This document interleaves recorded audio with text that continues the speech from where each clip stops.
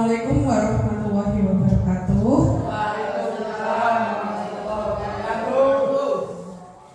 Yang saya hormati Bapak Ibu Guru SD Negeri Teruroso 4. Perkenalkan, saya Uswatun Kasanah, calon guru penggerak angkatan 10 dari Kabupaten Demak, akan melakukan berbagi praktik baik tentang budaya positif di sekolah. Kita puji syukur selalu kita panjatkan kehadirat Allah Subhanahu wa Ta'ala, karena atas limpahan rahmat sehat kita hari ini dapat berkumpul di ruang kelas 3 SD Negeri Teruroso 4 dalam acara menyebarkan pemahaman dan pengalaman penerapan budaya positif sebagai tugas aksi nyata modul 1-4 budaya positif.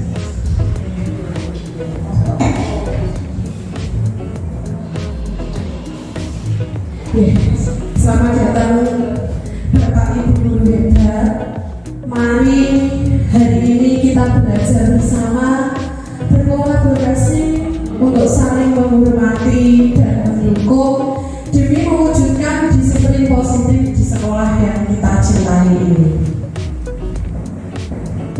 Konsep utama modul budaya positif yang akan saya sampaikan pada hari ini meliputi yang pertama, perubahan paradigma belajar, disiplin positif. Yang ketiga, kebutuhan dasar manusia, motivasi perilaku manusia, posisi kontrol restitusi, dan juga segitiga restitusi. Bapak Ibu Guru hebat yang saya hormati, marilah kita mencoba untuk merubah pembelajaran dengan paradigma baru. Apa itu pembelajaran dengan paradigma baru? Pembelajaran dengan paradigma baru adalah pembelajaran dengan yang dirancang berdasarkan prinsip pembelajaran yang terdiferensiasi, sehingga setiap siswa belajar sesuai dengan kebutuhan dan tahap perkembangannya untuk mewujudkan profil pelajar Pancasila. Hal ini sejalan dengan filosofi Ki Hajar Dewantara bahwa pendidikan adalah menuntun agar anak nanti sampai kepada kodrat alam dan kodrat zamannya. Profil belajar Pancasila itu sendiri diantaranya adalah yang pertama, beriman bertakwa kepada Tuhan Yang Maha Esa, berkebinekaan global, bergotong royong, kreatif, bernalar-kritis, dan mandiri. Hari ini yang penting mari kita pelajari adalah perubahan paradigma teori kontrol. Yang pertama, kita selalu menganggap bahwa ilusi guru selama ini adalah guru itu yang mengontrol murid. Yang kedua, ilusi bahwa kritik dan membuat orang bersalah itu dapat menguatkan karakter siswa. Ketiga, ilusi yang ketiga adalah semua penguatan positif, efektif, dan bermanfaat. Sedangkan yang keempat adalah ilusi bahwa orang dewasa itu memiliki hak untuk memaksa. Jadi selama ini kita masih berpedoman kepada 4 ilusi ini dalam menegakkan disiplin positif di sekolah. Perubahan paradigma stimulus respon atau teori kontrol. Di sini mari kita pelajari siapa sesungguhnya yang memiliki kontrol.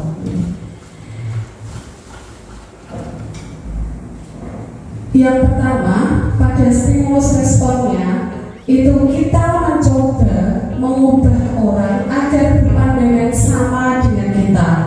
Teori kontrolnya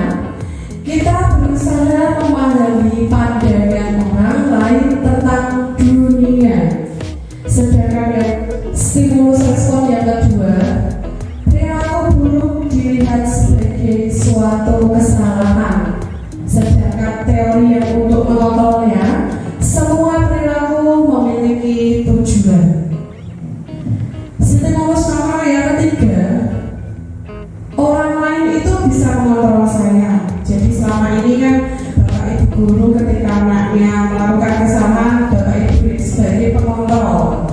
Nah, ini yang nanti akan kita pandangannya, yaitu menjadi hanya Anda, hanya diri kita sendiri yang bisa mengontrol diri kita. Stimulus respon yang kedua, saya bisa mengontrol orang lain. Sedangkan teori kontrolnya, Anda tidak bisa mengontrol orang lain. Stimulus respon yang kelima itu adalah pemaksaan ada pada saat bujukan gagal. Jadi ketika anak-anak, Bapak Ibu guru itu membujuk anak ternyata gagal, banyak sekali kita menemukan pemaksaan.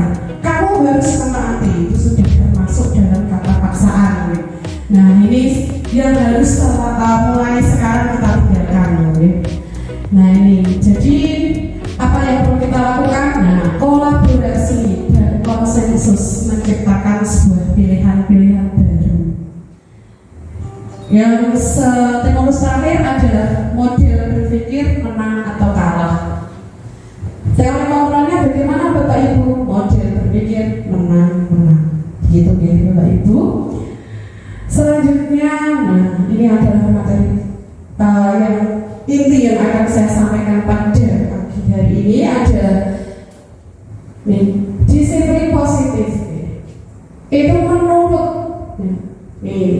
ilmuwan kita Dr. William Glasser itu memberikan teori kontrol, teori pilihan ada 4. Yang pertama itu adalah Anda tidak bisa mengontrol orang lain, hanya Anda yang bisa mengontrol diri Anda. Yang kedua, semua perilaku itu memiliki tujuan. Yang ketiga dan keempat di sini, model berpikir menang-menang, kolaborasi dan konsensus menciptakan pilihan-pilihan baru. Sedangkan yang terakhir itu adalah realitas atau kebutuhan kita berbeda-beda. Jadi kita berusaha untuk memahami pandangan orang lain tentang dunia, dan setiap orang memiliki pemikiran yang berbeda-beda. Untuk yang pertama, teori kontrol yang pertama, Anda tidak bisa mengontrol orang lain, hanya Anda yang bisa mengontrol diri Anda. Itu memunculkan di sini bahwa ada makna dari disiplin, yaitu belajar kontrol diri dengan menggali potensi kita agar tercapai tujuan mulia, yaitu sesuatu menjadi seseorang yang kita inginkan berdasarkan nilai-nilai yang kita hargai. Sedangkan teori kontrol yang kedua itu memunculkan sebuah teori motivasi. Teori motivasi itu ada 3. Yang pertama itu untuk menghindari hukuman. Jadi anak itu mentaati peraturan di sekolah itu untuk menghindari hukuman yang diberikan oleh bapak atau ibu guru. Yang kedua, untuk mendapatkan imbalan. Nah, biasanya anak-anak nanti jika yang rajin mengerjakan dekat akan dapat nilai 100 dari guru. Nah, itu kan sebuah motivasi. Tapi Bapak Ibu, motivasi yang seperti itu adalah motivasi ekstrinsik, berasal dari luar. Sedangkan yang ketiga ini tertulis merah dari ini penting, yaitu motivasi untuk menghargai diri sendiri. Itu memunculkan nanti ada nilai-nilai kebijakan universal, keyakinan kelas. Sedangkan teori yang ketiga dari Dr. William Glasser itu menampilkan ada nanti dalam Bapak Ibu guru itu nanti penegakan disiplin positif ada 5 posisi kontrol yang bisa Bapak Ibu gunakan, atau memang nanti Bapak Ibu akan berlaku sesuai 5 posisi kontrol. Yang pertama sebagai penghukum. Nah, ini nomor 1 inilah yang sering kita lakukan Bapak Ibu. sebagai penghukum. Rata-rata Bapak Ibu ketika anak-anak melakukan pelanggaran disiplin atau tata tertib, ini guru sering berlaku di posisi nomor 1, penghukum. Nah, contoh Abi hari ini telat pada saat pelajaran olahraga. Ini Pak Munir langsung push up 10 kali. Nah, Bapak Ibu ini nanti yang perlu kita hindari dan jangan kita lakukan setelah kita mempelajari budaya positif ya. Yang kedua juga sebagai pembuat rasa bersalah yang sering kita lakukan juga seperti itu. 3 sebagai teman, 4 sebagai pemantau, dan 5 sebagai manajernya. Nanti tujuan ini yang nomor 5 ini adalah yang akan kita pelajari untuk Bapak Ibu memegang posisi kontrol untuk penerapan disiplin di sekolah. Jadi tidak boleh berlaku lagi sebagai penghukum, tidak berlaku sebagai pembuat rasa bersalah. Justru kita nanti akan berlaku sebagai manajer. Bagaimana kita berlaku sebagai manajer? Nah, di situ sudah tertulis kita harus menerapkan segitiga restitusi. Yang pertama ada menstabilkan identitas, yang kedua validasi kebutuhan, dan sedangkan yang ketiga menanyakan keyakinan. Nanti kita akan bahas di slide-slide selanjutnya. Sedangkan untuk tahun yang terakhir ini membutuhkannya mendasari ada 5 bahwa manusia itu mempunyai 5 kebutuhan dasar. Yang pertama bertahan hidup, yang kedua penguasaan, yang ketiga kasih sayang dan rasa diterima, kesenangan dan kebebasan. Ini materi ini yang nanti akan kita bahas di slide selanjutnya. Nah, Bapak Ibu, dalam menegakkan disiplin positif di sekolah, kita perlu mengetahui tentang nilai-nilai kebijakan universal. Nilai-nilai kebijakan universal adalah sifat-sifat positif manusia yang merupakan tujuan mulia yang ingin dicapai setiap individu. Nilai-nilai tersebut bersifat universal dan lintas bahasa, suku, bangsa, agama maupun latar belakang. Yang pertama, setiap perilaku atau perbuatan memiliki suatu tujuan. Dari Dr. William Glasser pada teori kontrol, tahunnya bukunya diciptakan 1984. Jadi yang pertama ini sudah dibuktikan oleh Dr. William Glasser. Yang kedua, dengan mengaitkan nilai-nilai kebijakan yang diyakini seseorang, maka motivasi intrinsipnya akan terbangun sehingga menggerakkan motivasi dari dalam untuk dapat mencapai tujuan mulia yang diinginkan. Ini dari Dian Goseng tahun 1998. Nilai-nilai kebijakan yang ingin dicapai setiap anak Indonesia itu tadi sudah kita bahas bahwa tujuan kita pada akhirnya adalah untuk mewujudkan peserta didik yang berkarakter atau mempunyai jiwa berprofil pelajar Pancasila, beriman, bertakwa kepada Tuhan Yang Maha Esa dan berakhlak mulia, mandiri, bernalar kritis, berkebinekaan global, bergotong royong dan kreatif. Oke, sebelum saya lanjutkan, kelihatannya Bapak Ibu kok kurang semangat ini. Nah ini, mari kita bertekuk semangat yang akan dipandu oleh teman kita tersayang, Ibu Siti Maksuna. Monggo Bu Siti, kita membuat tekuk semangat dulu untuk membagikan semangat kita, ya Bu Siti ya. Monggo, monggo Bu Siti maju. Siti Maksuna ini, teman kita yang energi. Saya tak sembunyi berbatai. Oke, monggo. Kita tepuk saya ya. Nanti teman-teman monggo diikuti arahan. Terima kasih Bu Uswatun Kasanah yang saya hormati. Betul sekali kelihatannya tadi yang semangat cuma saya karena sudah habis 1 PD. Berarti saya paling semangat. Gitu Bu Ani ya. teman-teman semuanya, untuk menjaga kestabilan energi kita, minum dulu sebelum kita beraktivitas untuk melanjutkan tepuk semangat yang akan saya pandu.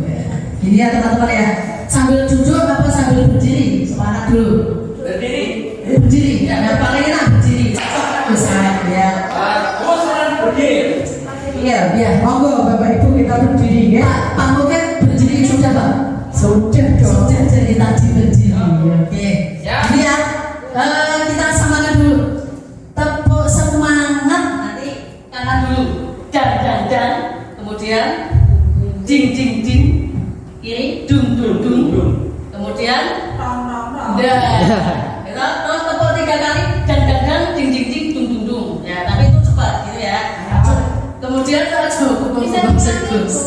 ya nanti tak kasih contoh. Kemudian setelah itu baru ahak sambil goyangkan pinggulnya ya. Harus digoyang. Ini sambil digoyang ya. Terus digoyang. Terakhir semangat.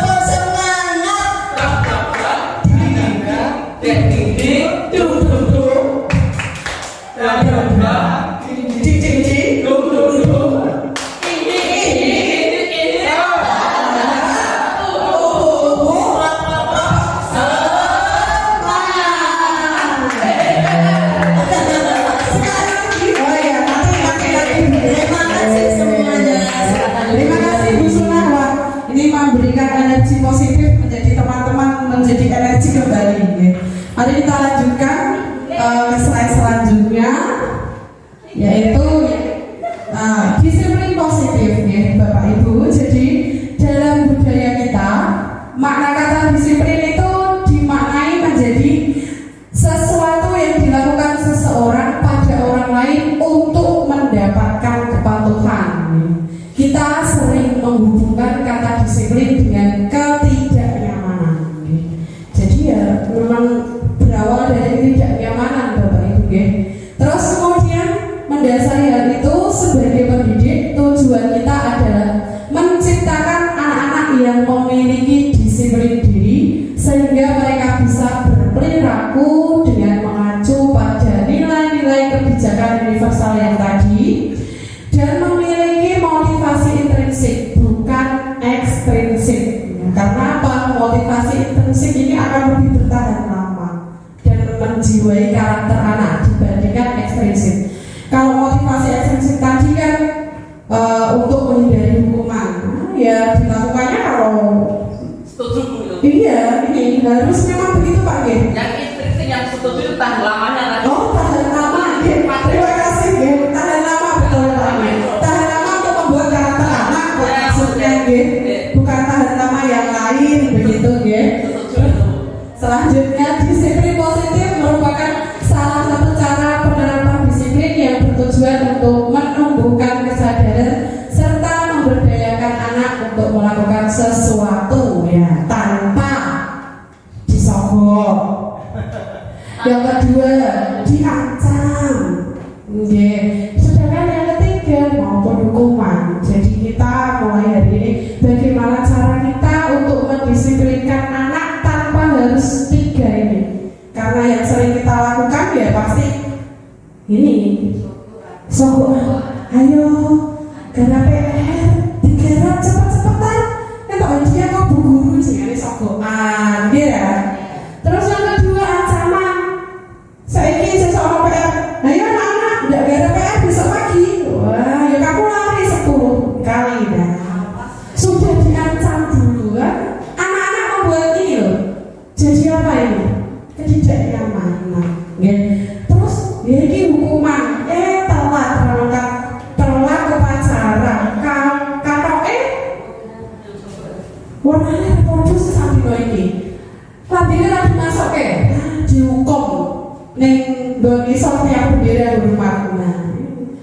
Jadi mereka nanti ini akan mengikuti disiplin menaati peraturan hanya karena itu tadi motivasi ekstrinsik ini Bapak Ibu ya. Jadi mulai sekarang mari kita tinggalkan motivasi ekstrinsik ini ya.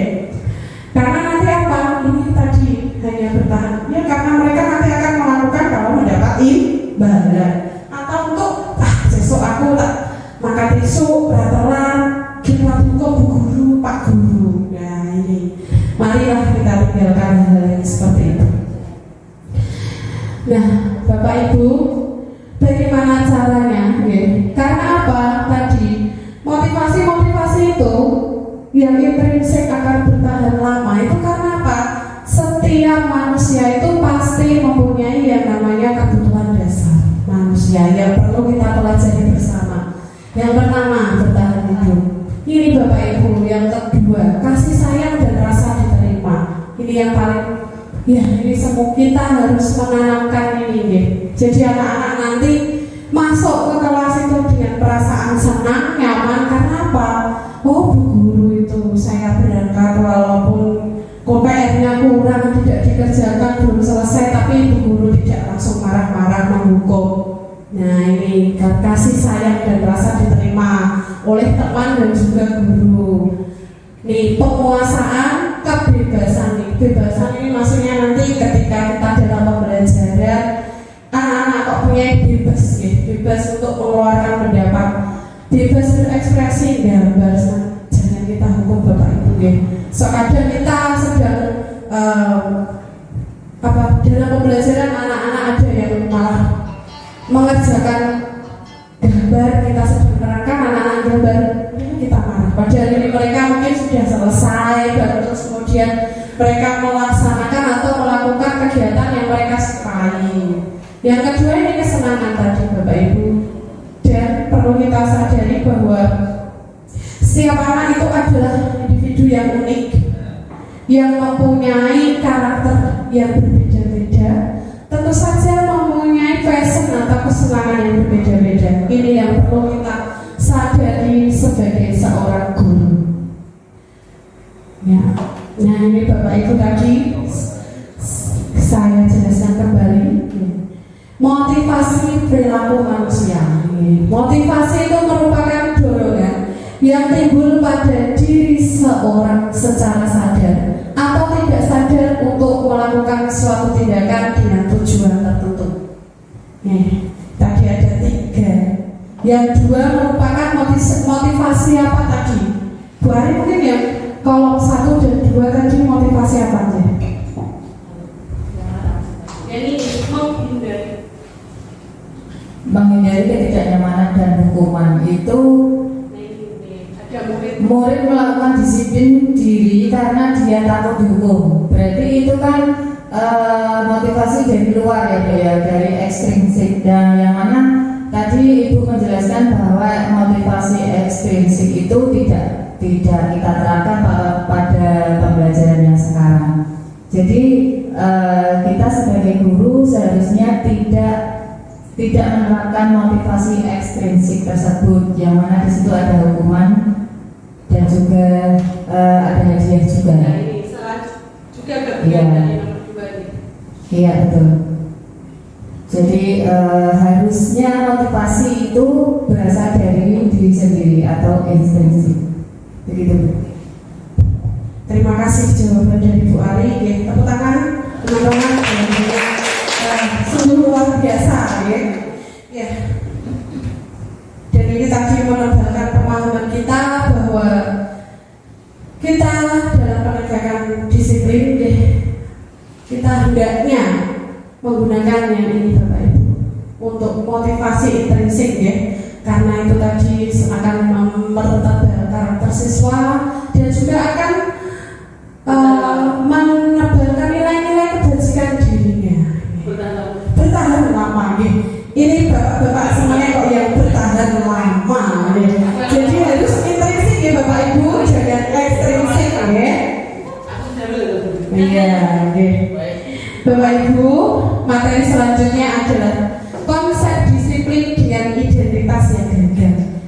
apa ya, nanti ini akan gagal kalau kita terapkan. Ya. Yang pertama itu apa? Kalau kita menerapkan hukuman, itu akibatnya buat anak. Ya. Yang pertama, itu tentu saja menyakitkan. Gitu betul? Iya. Contoh, lari, sakit betul bu, capek betul bapak ibu. Yang kedua, tidak nyaman. Kesarapannya sekolah boleh, gara-gara gara PR. Wadi, kok aku nggak dihukum ya? Murid takut ini. Wah, aku gara PR. Wah, seragamku dino iki dikubahi buku, ya. Takut nanti sampai di sekolahan akan dimarahi Pak Munir. Duh, kamu nggak pakai seragam, gitu, ya. Yang ketiga itu hukuman pasti, yang keempat pasti itu bersifat memaksa. Nah, anak, besok pagi harus dikerjakan, tidak boleh tidak. Itu sudah termasuk paksaan belum? Iya. Murid akan berusaha menyembunyikan kesalahan. Wah, pagi-pagi bapak ibu guru datang. Assalamualaikum, anak-anak. Siapa yang hari ini tidak mengerjakan PR? Aduh, langsung ngumpet kapital yang belum lintar. Nah, karena apa? Karena kita menggunakan sistem hukuman. Iso-iso sesuk mangkat. Nek ora kerja PR, sesuk aja tidak mangkat, ya, karena hukuman. Dan yang terakhir itu murid menjadi rendah diri. Rendah diri kenapa? Mesti mengko jadi bahan olok-olokan temane. Linda tidak kerjakan PR. Ya pasti seperti itu. Dan ini biasanya tidak hanya 1-2 sih ngoyoi, sosok sak kelas. Ya. Baru nol siswa enggak makan sekolah, ya. Yang kedua, kalau hukuman itu juga tidak efektif untuk pelaksanaan penerapan disiplin positif, penghargaan juga ternyata tidak efektif. Ya. Nah, tidak efektifnya, ya, karena tadi mereka anak-anak itu akan melaksanakan sesuatu, mematuhi peraturan kalau ada imbalan atau penghargaan dari bapak ibu guru. Yang kedua, merusak hubungan. Maksudnya apa merusak hubungan ini? Menunjukkan sifat iri bapak ibu, maksudnya, ya. Nah, misalkan hari ini kok Tino itu rajin, gak ada PR terus, nilainya bagus, dapat bintang 5, ya, ditepuk tangan temannya. Sedangkan motivasi penghargaan itu yang ketiga itu justru akan mematikan kreativitas. Lanjut nih. Penghargaan itu justru malah namanya itu menghukum dengan sistem ranking. Jadi pembelajaran ini mulai dari kurikulum 13 ya, di rapat kita sudah tidak ada ranking ya. Ya ini karena apa ya? Itu akan mereka akan belajar berusaha menarik peraturan untuk mendapatkan ranking 1, ranking 2, ranking 3, yang nanti yang semester 1 dapat ranking 1, semester 2 nya enggak. Rendah diri. Nah, itu yang tidak bisa ya. Yang terakhir itu adalah merampas hak menghargai dirinya. Lanjut ya Bapak Ibu. Nah, ini kalau tadi adalah penerapan disiplin yang nanti itu justru gagal, sekarang ini adalah yang sukses. Yang pertama itu dengan menggunakan konsekuensi. Konsekuensi apa? Yang pertama, penguatan jangka pendek. Perlu monitoring berkelanjutan, stimulus respon, murid menghormati peraturan, kehilangan waktu untuk merenungi kesalahan. Sedangkan restitusi, nah ini nanti akan kita pelajari dan kita terapkan di sekolah kita. Apabila ada pelanggaran disiplin positif, kita akan menggunakan restitusi. Ya. Yang pertama nanti adalah ini dampaknya nanti ya, murid bertanggung jawab terhadap perilakunya. Yang kedua, fokus pada pemecahan masalah jangka panjang. Yang keempat, murid menghormati dirinya dan orang lain. Sedangkan yang keempat, teori kontrol. Ya. Nanti ini dengan adanya penerapan segitiga restitusi, justru murid itu akan memegang kontrol pada dirinya sendiri. Terakhir adalah murid itu akan bersemangat memperbaiki kesalahannya. Oke. Nah, Bapak Ibu, di sini nanti konsep disiplin dengan pendekatan restitusi itu merupakan sebuah cara menekankan disiplin positif pada murid. Apa itu? Restitusi. Ya. Restitusi adalah proses menciptakan kondisi murid untuk memperbaiki kesalahan mereka sehingga mereka bisa kembali kepada kelompok mereka dengan karakter yang lebih kuat. Itu menurut Gesell. Ciri-ciri restitusi yang pertama, bukan menebus kesalahan tapi belajar dari kesalahan. Yang kedua, memperbaiki hubungan. Nah, ini kok dari tadi tulisan saya hubungan saja Bapak Ibu ya. Nah, itu. Ya, karena memang ini adalah kita berkolaborasi jadi hubungan ya. Ya, yang ketiga itu merupakan tawaran, bukan paksaan. Nanti bagaimana Bu kok tawaran? Nah, nanti akan kita pelajari ketika kita menerapkan segitiga restitusi. Yang keempat adalah menuntun untuk melihat ke dalam diri, mencari kebutuhan dasar yang mendasari tindakan, fokus pada karakter bukan tindakan, menguatkan dan fokus pada solusi. Ya, Bapak Ibu, sampai sini apakah ada yang ditanyakan terlebih dahulu? Mungkin sebelum saya lanjutkan ke perbedaan atau ini ya Bu Ari, monggo. Sedikit bertanya Bu, untuk yang slide yang tadi untuk menentukan solusi ya. Di situ ciri-ciri restitusi adalah menguatkan dan fokus pada solusi, di mana ketika terjadi kesalahan atau siswa kita melakukan kesalahan, di sini siapakah yang akan menentukan solusi tersebut? Mohon penjelasan. Terima kasih Bu Ari, pertanyaan yang sangat luar biasa ya. Ketika anak melakukan kesalahan, siapa saja yang terlibat dalam nanti anak tersebut menentukan kesalahannya. Baiklah Bapak Ibu, kemarin saya juga sudah melaksanakan praktik segitiga restitusi ketika dengan contoh anak yang berantem di dalam kelas, bertengkar karena pensilnya warna dihilangkan. Di situ dengan pendekatan segitiga restitusi, saya sebagai tidak berlaku sebagai penghukum, pembuat rasa bersalah. Di situ saya berlaku sebagai teman dan juga manajer.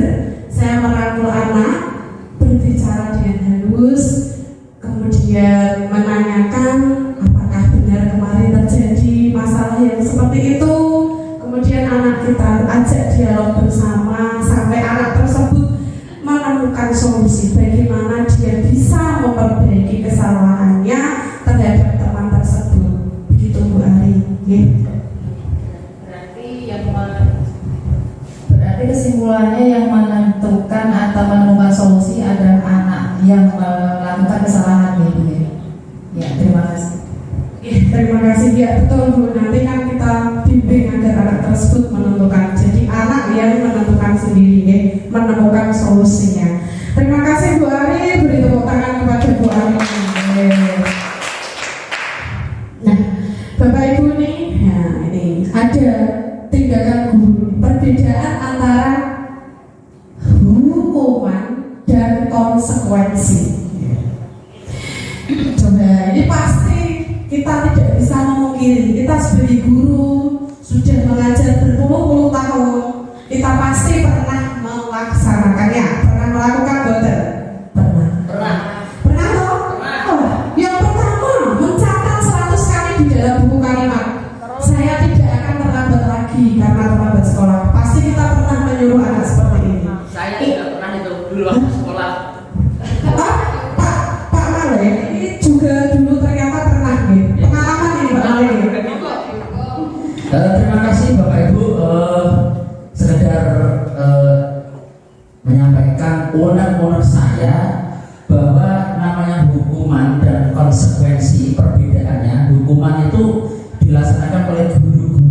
yang notabene-nya pada saat saya masih duduk di kelas SD atau SMP dan SMA.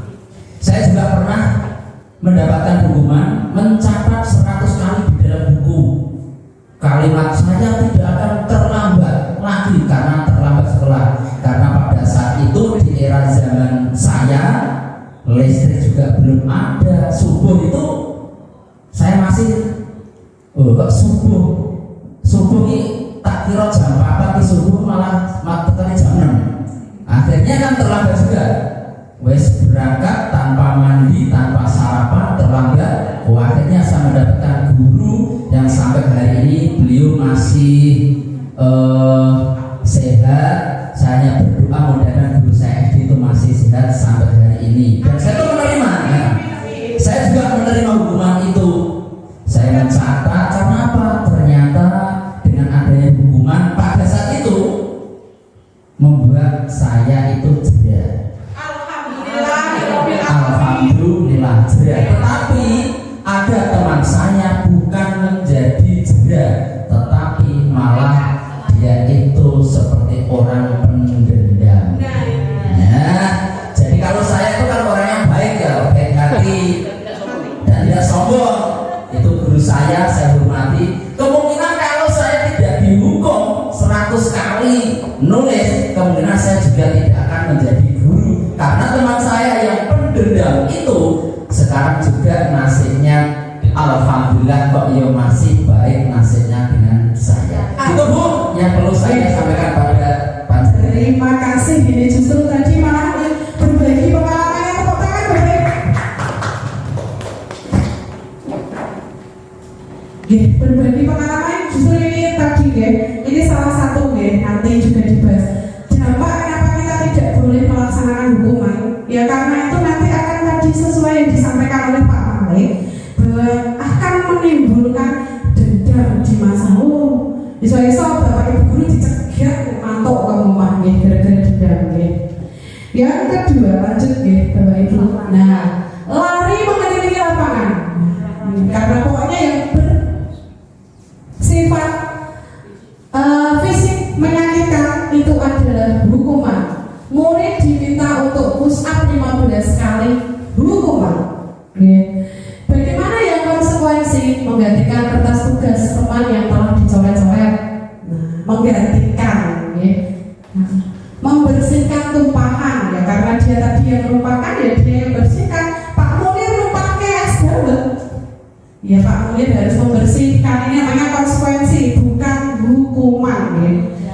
Nah, terus yang selanjutnya mengenakan sepatu seharian di sekolah. Ya memang ini aturan Pak. Terus kemudian lari mengelilingi lapangan basket karena di sini aja karena terlambat 10 menit. Kita lanjutkan Bapak Ibu. Nah ini perbedaan agar Bapak Ibu lebih memahami apa perbedaan hukuman dan konsekuensi. Yang pertama, hukuman menyakitkan, Dua, sakit secara fisik, bahkan bisa dalam jangka waktu yang lama. Adalah dari lari 10 kali lapangan, mengelilingi lapangan, burung sampai pingsan. Wah, ini jangan lagi Bapak Ibu Yang kedua, anak-anak justru akan membenci kedisiplinan, bersifat memaksa. Nah, ini dan juga nantinya ini Bapak Ibu anak itu akan belajar untuk menyembunyikan kesalahan ini loh Bapak Ibu Besok lagi kalau pertanyaan pasti akan disembunyikan. Karena apa? Nanti akan dapat hukuman. Terus selanjutnya marah, rasa bersalah, dipermalukan, merasa tidak dihargai. Sedangkan konsekuensi ya memang itu harus terjadi karena dilakukan akibat dari sesuatu yang kita lakukan. Tapi membuat anak itu merasa tidak nyaman dan dalam jangka waktu pendek menghargai disiplin. Bapak Ibu, inilah perbedaan dari hukuman dan konsekuensi sehingga saya berharap nantinya di sekolah kita tercinta ini tidak lagi ada kata-kata hukuman. Bapak Ibu, apabila kita menemui anak-anak yang melakukan pelanggaran disiplin. Ya, saya lanjutkan. Ini ada perbedaan. Di sini kita tambah dengan restitusi. Contoh ini Bapak Ibu, contoh asli, contoh kasusnya. Ya. Siswa sering tidak mengerjakan PR. Nah, ini beda nih. Dihukum, diberi konsekuensi atau direstitusi. Ya. Yang pertama, kalau dihukum, guru menghukum murid. Contohnya hormat pada bendera selama 10 menit awan-awan jam 12, ya. Jam 12 siang, ya kira-kira ya semapun, ya. Terus selanjutnya guru marah dan murid menjadi takut. Hukuman itu pasti tidak. Bapak Ibu itu akan menjadi sosok yang menyerahkan ketika menghukum bagi anak. Nah, apalagi dari rumah sudah bermasalah, ya. Konsekuensi, nah ini guru memberikan konsekuensi untuk mengerjakan PR-nya di depan kelas atau dikerjakan sebanyak 3 kali lipat. Kalau di sini guru marah, di sini guru tegas. Bedanya dengan restitusi, guru menanyakan keyakinan kelas. Kenapa ini? Nanti sekalian kita pelajari, ya.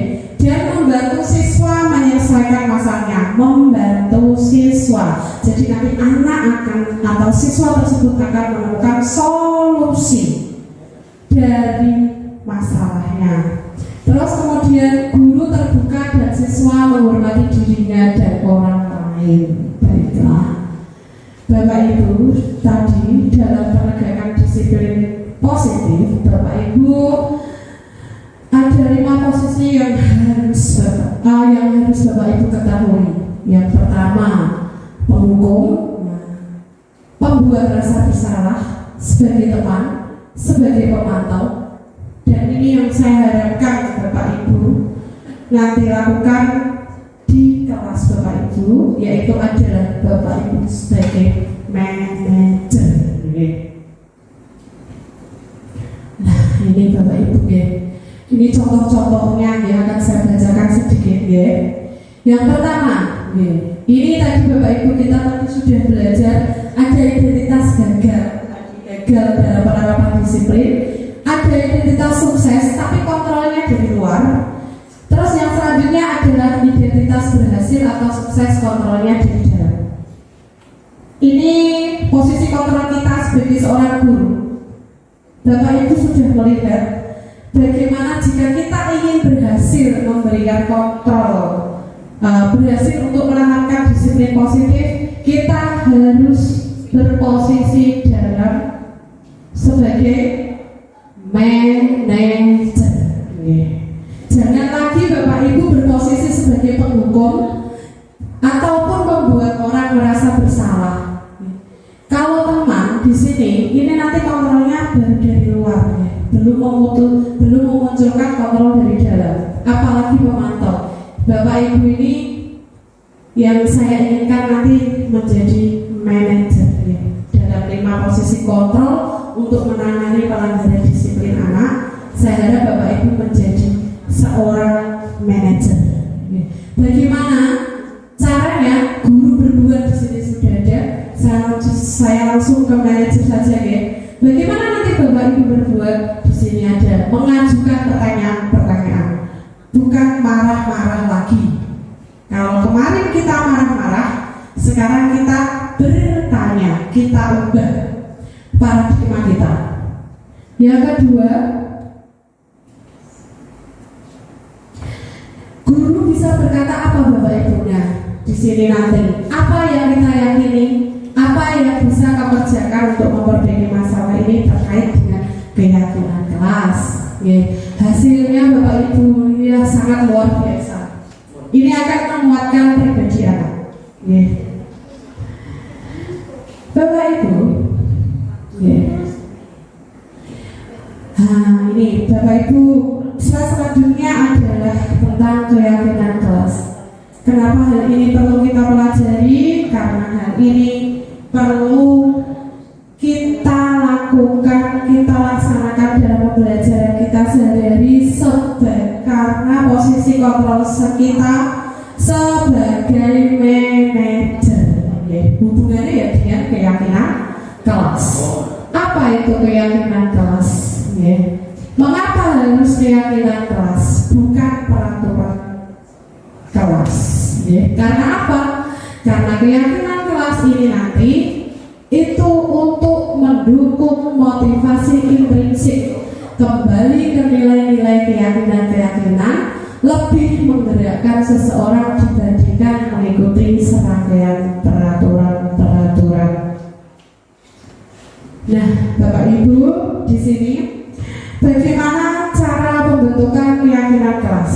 Yang pertama, keyakinan kelas itu bersifat lebih abstrak dari peraturan. Kedua, berupa pernyataan universal.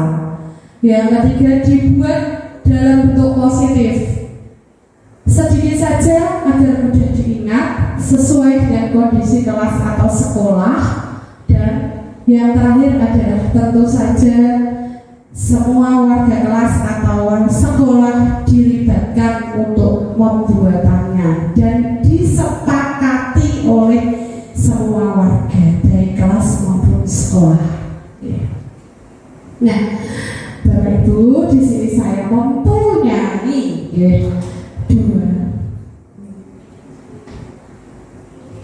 sebelah kanan dan sebelah kiri. Di sini ada Bapak Ibu bisa membantu menjawab mungkin manakah yang termasuk keyakinan kelas. Ayo lagi, Pak Soleh. Yang kanan Pak Soleh. Yang keyakinan kelas yang kanan. Pak Soleh yang mana? Saling menyayangi. Coba Pak Soleh, ayo. Jangan Pak Malik terus, sekali-sekali Pak Soleh. Tak warai. Ya. Dari dua contoh itu yang merupakan keyakinan kelas, menurut saya yang B, yang B, Yang B. Oh, yang B. Oke. menurut saya Oh, yang B. Ya, mohon koreksinya kalau perlu. Oh. Wajar kalau begitu. Oke, lanjut Pak. Karena kenapa itu saya lihatnya kan abstrak gitu. Oh, begitu. Saya menangani tadi abstrak gitu. Abstrak. Kalau yang A kan saya dapat tepat waktu, wah jelas tepat waktu. Waktunya tepat berarti kan. Kalau kita saling menyayangi, saya ini apa tuh sayangi? Sayang saya jelas itu. Wah, sayang Jelas. Abstrak raketok. Terus dengan kebersihan, wah itu jelas kalau bersih. Kotor dengan bersih kan beda. Iya. Kalau semangat belajar kan ya nggak kelihatan. Begitulah kira-kira. Terima kasih. Iya, terima kasih Pak Soleh. Mungkin dari teman-teman Bapak Ibu antara A dan B Saya Bu. ada yang berbeda. Berbeda Bu. Oh iya, nih Pak Malik, monggo Pak Malik. Gini Pak Soleh, kalau Pak Soleh jawab yang B, saya kontradiktif Pak. Saya jawabnya yang A Pak. Untuk yang keyakinan kelas, kita kan boleh Pak ya.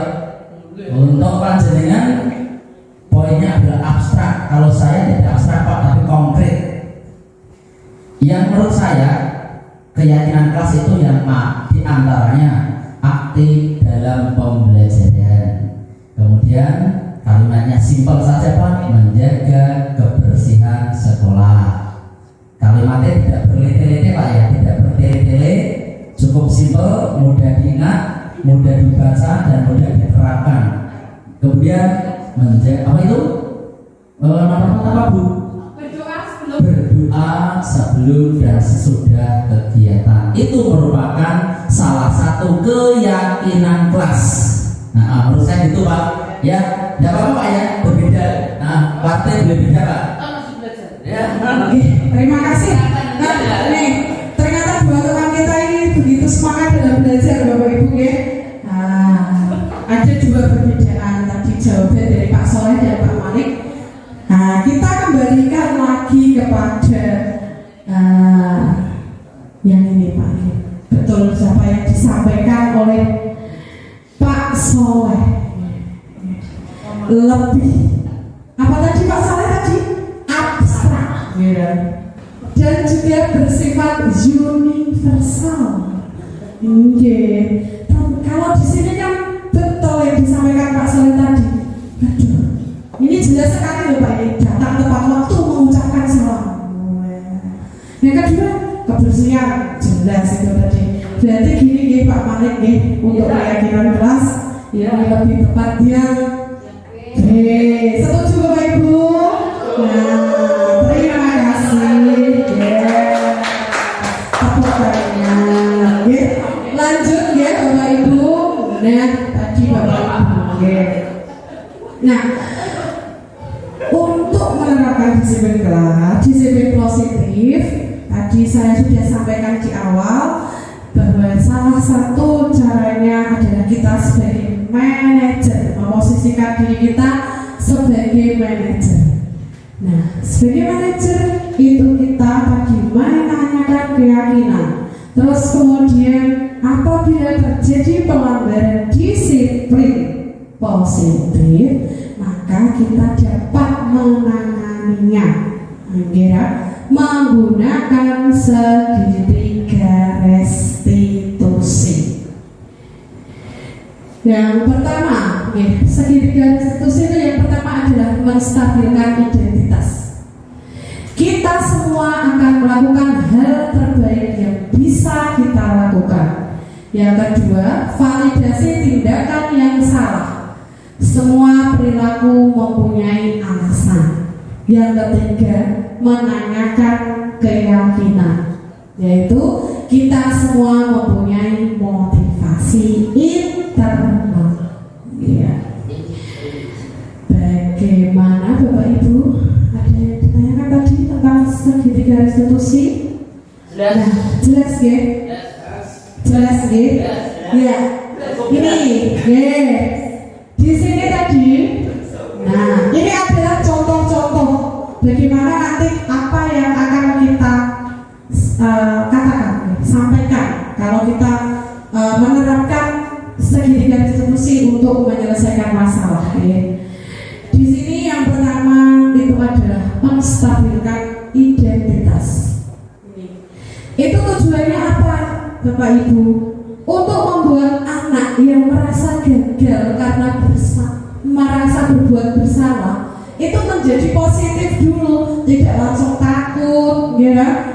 Nah, tidak nyaman, tapi justru akan membuat anak positif. Bagaimana cara berkatanya? Kita tidak langsung dengan marah-marah, ya. Nih, Bapak Ibu guru bisa berkata pada awalnya, Bapak Ibu, anak-anak berbuat salah itu merupakan hal yang manusiawi. Kita bisa mengatakan dengan lemah lembut, gak perlu lagi dengan marah dan sambil menghardik tangannya ditunjuk-tunjuk, jangan lagi ya. Nah, karena kita kadang ya lupa menghardik. Kamu gak berangkat? Nah, jangan lagi. Ya. Yang kedua kita bisa dilanjut tadi, berbuat salah itu hal yang manusiawi, tidak ada manusia yang sempurna, ya. Bapak Ibu tidak boleh kita menghardik lagi. Dari tadi anak akan langsung merasa rendah diri, tidak nyaman, takut. Ya, tolong dihindari yang ini, ya. Karena apa? Kita sedang belajar pakai segitiga restitusi. Ya. Jadi ini juga sebagai penguatan. Bapak Ibu juga, Bu Guru dulu juga pernah berbuat salah. Kita bisa menyelesaikan permasalahan ini. Kalau terus tambahin lagi, kalau kamu menyalahkan dirimu sendiri terus-menerus, apakah kamu bisa bersikap baik pada dirimu sendiri? Dengan kalimat yang halus, kita ajak berdua ngomong-ngomong, tidak di depan teman-temannya, jangan Bapak Ibu. Okay. Nanti justru itu malah di Allah. Okay. Kita cari tempat yang nyaman, begitu ya.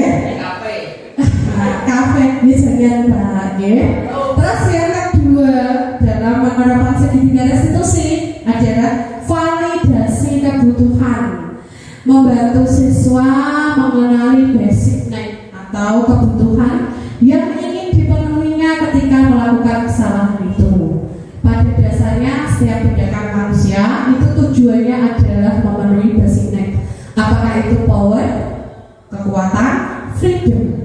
kebebasan atau kemerdekaan, love and belonging. Nah, ini kelihatannya rasa dicintai.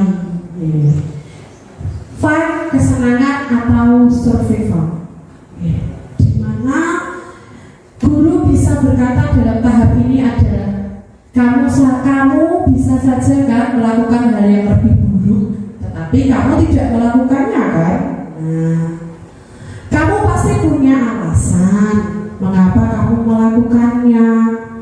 Contoh, ketika tadi berantem, Mbak Ainun, kenapa kamu kemarin berantem? Karena kamu pasti punya alasan kan, kenapa kamu sampai berantem dengan temannya, gitu kalimatnya. Jangan, kenapa kamu kemarin kok berantem dengan temanmu, membuat bisik saja di kelas, ya itu tidak boleh. Terus kemudian, nah ini juga bisa lagi kita katakan dengan apakah kamu bisa melakukan dengan lebih baik besok lagi. Yang ketiga adalah menanyakan keyakinan. Jadi hubungannya tadi adalah dengan keyakinan kelas yang sudah disepakati oleh anak-anak dan juga guru di kelas tersebut. Tujuannya apa? Anak melihat kesalahannya dihubungkan dengan norma sosial dan nilai-nilai yang mendasari manusia berinteraksi dengan orang lain. Nah ini, pada tahap ini guru bisa berkata, apa nilai yang kita percaya di kelas atau sekolah kita, atau bisa juga nilai-nilai universal apa yang telah kita sepakati. Lanjut, kita juga bisa mengatakan kelas ideal seperti apa sih yang kamu mau. Nah, atau kamu ingin menjadi anak yang seperti apa yang kamu rasakan ketika kamu melakukan itu, atau kamu menjadi orang yang seperti apa. Bapak Ibu. Nah, Bapak Ibu, sebelum saya tutup, dari beberapa materi tadi tentang disiplin positif, keyakinan kelas dan segitiga restitusi, apakah ada yang Bapak Ibu ingin tanyakan kembali untuk memperkuat pemahaman Bapak Ibu? Iya, alhamdulillah. Berarti hari ini saya di sini 1 jam lebih. Bapak Ibu sudah bisa setidaknya memahami tentang penerapan disiplin positif. Bapak Ibu, saya mengutip dari Ki Hajar Dewantara bahwa merdeka menurut Ki Hajar Dewantara itu artinya adalah tidak hanya terlepas dari perintah, akan tetapi juga cakap buat memerintah diri sendiri. Ini ada hubungannya dengan penerapan disiplin positif, di mana kita sebagai seorang guru harus mampu menerapkan di mana kita dapat berposisi agar kita bisa menumbuhkan nilai-nilai motivasi-motivasi intrinsik dalam diri anak agar terus selalu berlaku sebagai untuk budaya positif di sekolah.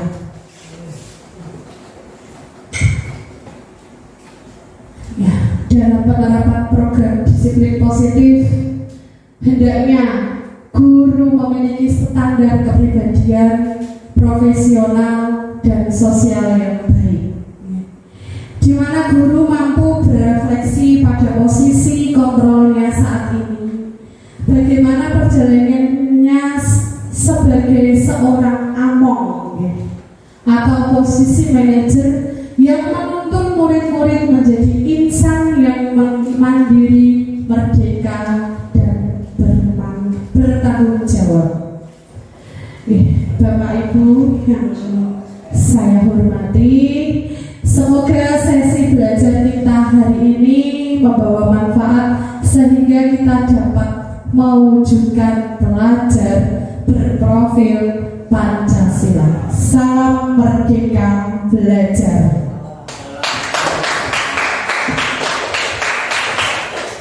Terima kasih Bapak Ibu atas waktunya. Apabila dalam penyampaian materi tadi saya banyak kesalahan dan kekurangan, saya mohon maaf. Wabillahi taufiq wal hidayah. Wassalamualaikum warahmatullahi wabarakatuh.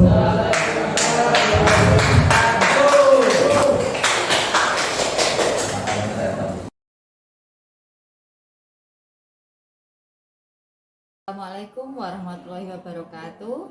Saya Ari Kustiani, guru SD Negeri Temuroso 4, Kecamatan Guntur, Kabupaten Demak. Hari ini saya mengikuti CGP berbagi praktek baik tentang budaya positif, yaitu atas nama CGP Uswatun Hasanah dari SD Negeri Temuroso 4. Yang mana hari ini kami mempelajari tentang disiplin positif yang sebelumnya belum pernah kami dapatkan. Jadi untuk kedepannya kami di SD Negeri Temuroso 4 akan mencoba menerapkan budaya positif, khususnya disiplin positif yang mungkin awalnya nanti adalah keyakinan kelas yang akan kami buat bersama siswa-siswa kami di dalam kelas masing-masing, yang mana kami juga akan melaksanakan teknik segitiga restitusi.